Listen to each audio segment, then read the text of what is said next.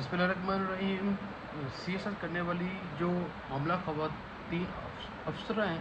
उनके लिए बहुत बड़ी खुशखबरी है कि सीएसएस करने वाली हामला ख़वातीन अफसरों के लिए ट्रेनिंग रूल्स में तरमीम की गई है। और ये किस तरीके से की गई है, ये इस्लामाबाद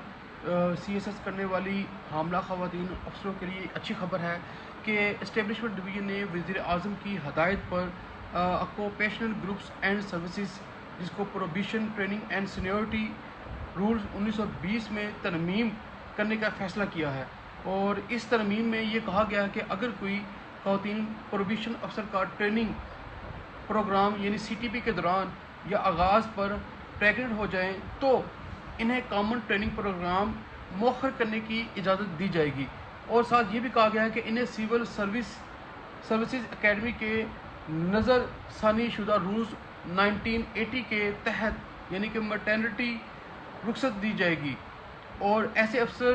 को अगले बैच के ट्रेनिंग प्रोग्राम में शामिल किया जाएगा और ऐसे अफसर्स को